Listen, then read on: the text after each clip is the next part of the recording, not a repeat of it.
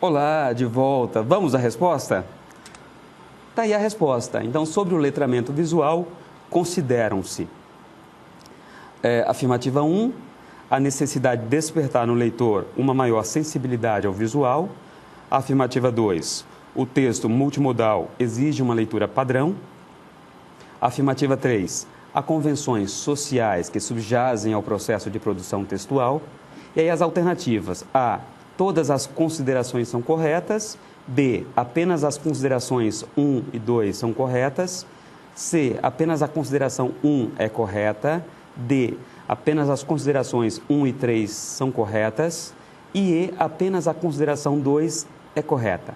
Então, nós temos a necessidade de despertar no leitor uma maior sensibilidade ao visual, até porque nós estamos num momento histórico, num momento social em que o visual tem um apelo muito grande e tem um fascínio que atinge a todos nós. E há convenções sociais que subjazem ao processo de produção textual.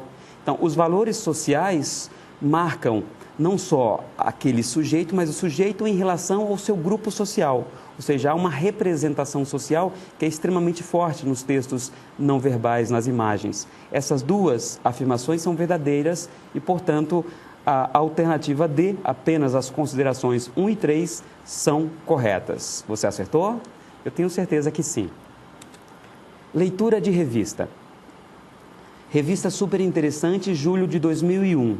Manchete: como funcionam os catalisadores dos automóveis? Integração entre texto verbal e imagem. Então, nós temos uma notícia retirada da revista Super Interessante, essa de julho de 2001. Nós temos a imagem de um carro, nós temos a imagem dos catalisadores e um texto que mostra como funcionam esses catalisadores dos automóveis. Então, nós temos o texto, nós temos o título, nós temos uma informação em primeiro plano com uma pergunta, o que já leva o leitor a buscar uma resposta para essa pergunta.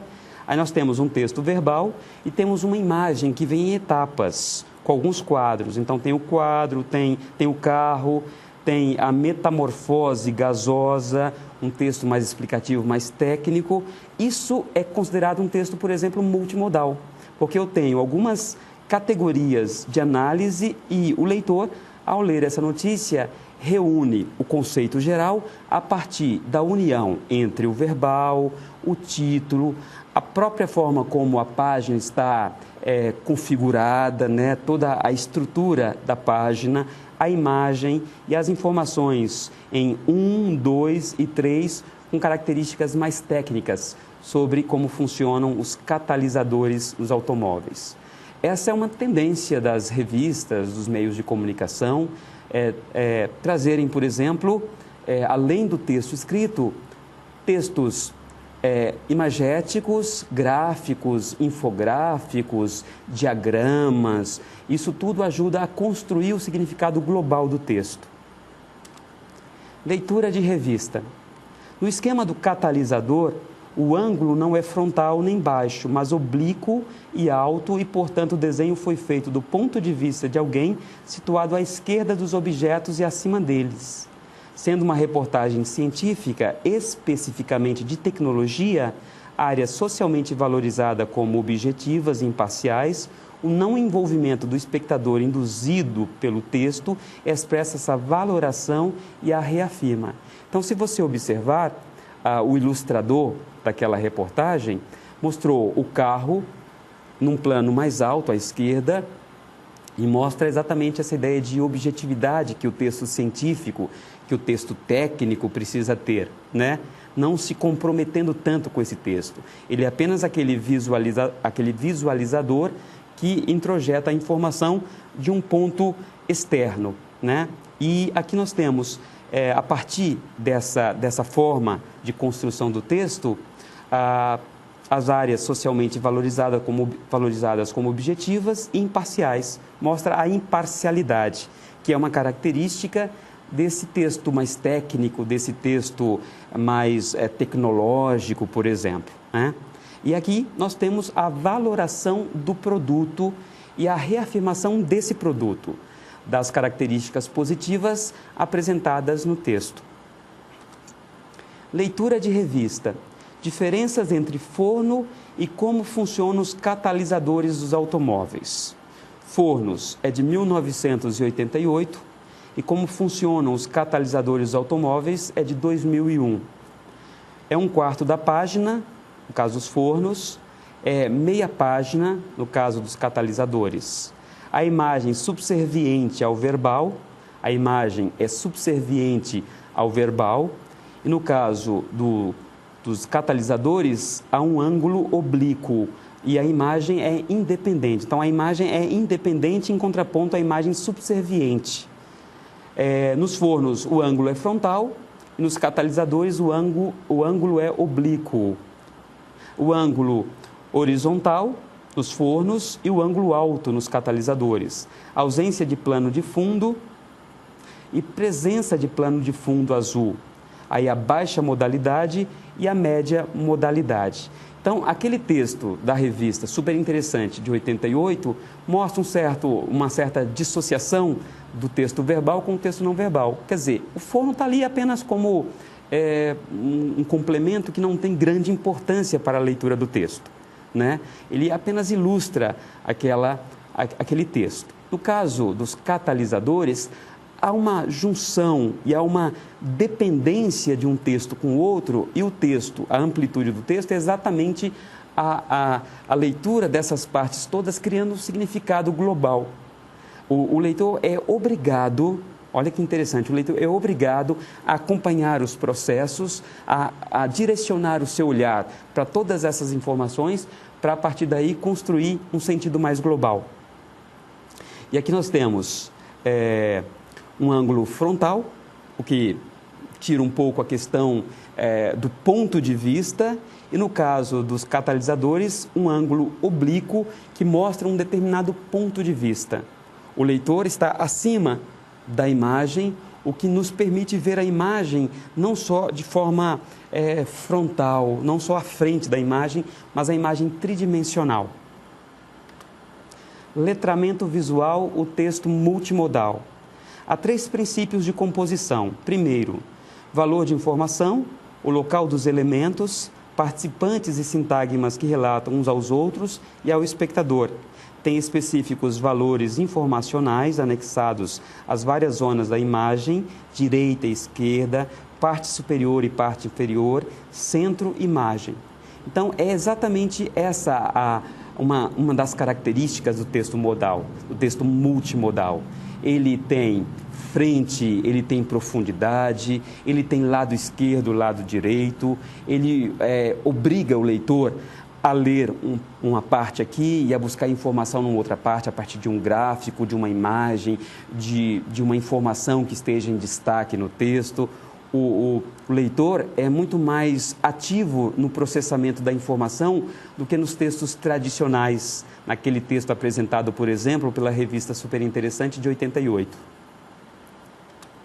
Valor de informação. Dado conhecido à esquerda, dado novo à direita. Dado novo, lado direito, informação merecedora de maior atenção do leitor. Conhecido, lado esquerdo. Então, nós temos aqui algo que é extremamente interessante, que é essa relação entre esquerda e direita num texto multimodal.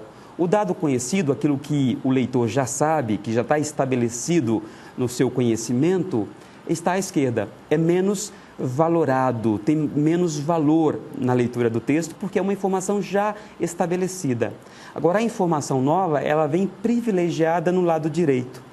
Tudo aquilo que é algo novo, que deve ser aprendido pelo leitor, que deve ser apreendido num primeiro momento e dado importância, é posto à direita. Isso acontece, por exemplo, na revista, isso acontece, por exemplo, no jornal.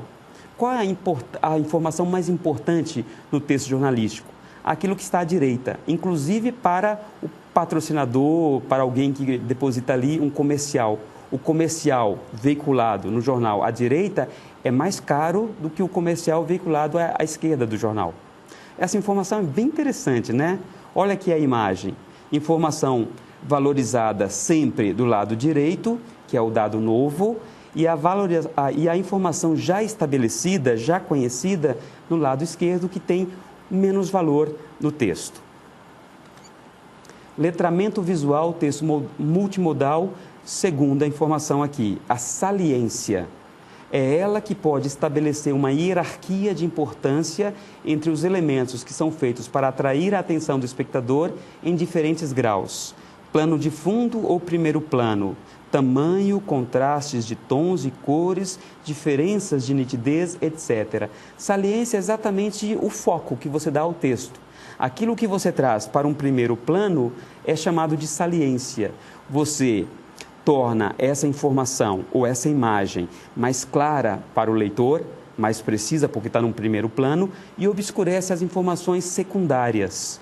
E obriga o leitor a ver, num primeiro momento, o primeiro plano, para depois buscar as chamadas informações secundárias no texto, as informações mais periféricas.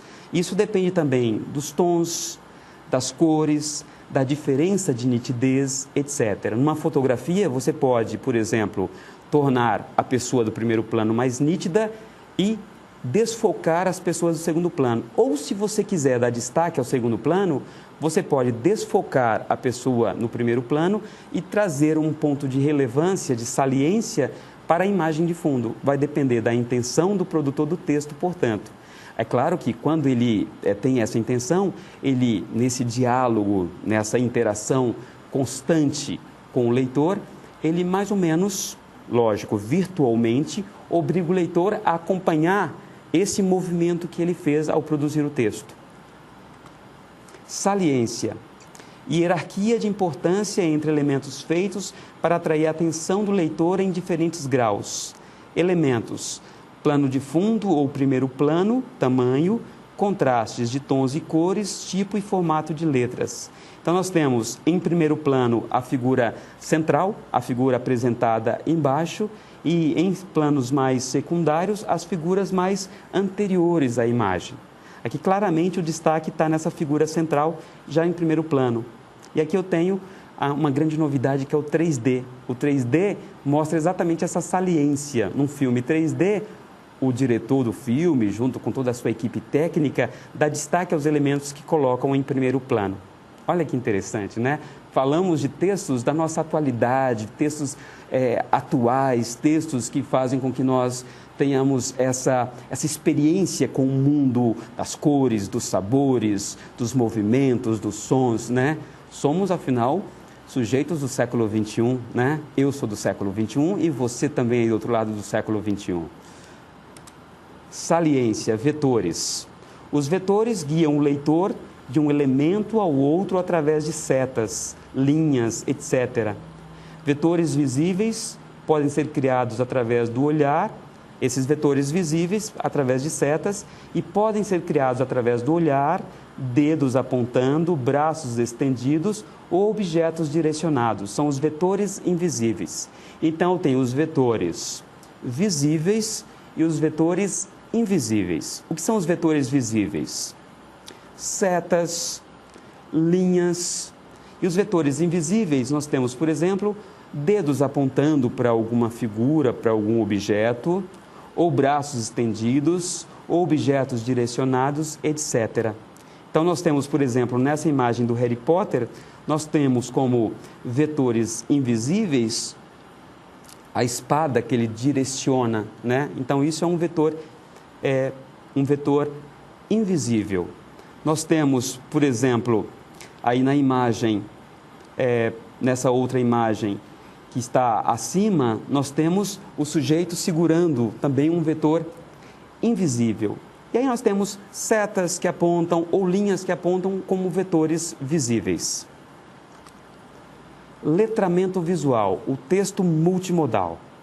A terceira característica, o terceiro aspecto, estruturação. A presença ou ausência de planos de estruturação, realizado por elementos que criam linhas divisórias ou por linhas de estruturação reais. Desconecta ou conecta elementos da imagem, significando que eles pertencem ou não ao mesmo sentido.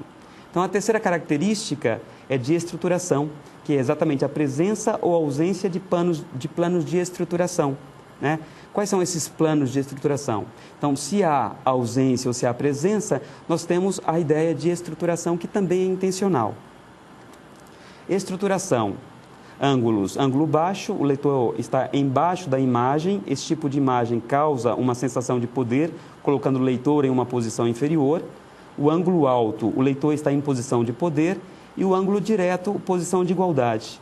Então, se o leitor vê acima, ângulo alto, se vê abaixo, ângulo baixo, e se vê de frente, é o chamado ângulo direto. Multimodalidade. Infográfico, diagramas, mapas mentais, fotografias, desenhos, hipertextos. São características de textos multimodais. Multimodalidade, contexto, audiência, leitor, ouvinte, espectador, propósito, enunciado, produtor, o layout, que são os elementos da imagem, textos, união social e cultural, imagens representam ação, objeto e situação, imagem produz interação ou significado interpessoal entre o que vê e o que é visto pelo uso de característica como cor, ângulos, distância e tipo de mídia empregada, fotografia, desenho, diagrama, etc. Vamos agora à nossa interatividade. Na análise dos dois textos da revista Super Interessante, conclui-se que a. O letramento visual abrange apenas o texto verbal. B. Houve mudanças no status da imagem, tornando-a complementar ao verbal. C. A imagem tem uma constituição única. D. A multimodalidade é de nível alto na comparação entre os textos. E. Não houve alteração nos recursos visuais, imagens, gráficos, esquemas, boxes. E aí, qual a resposta correta? Vou dar um tempinho para você pensar e daqui a pouquinho a gente volta.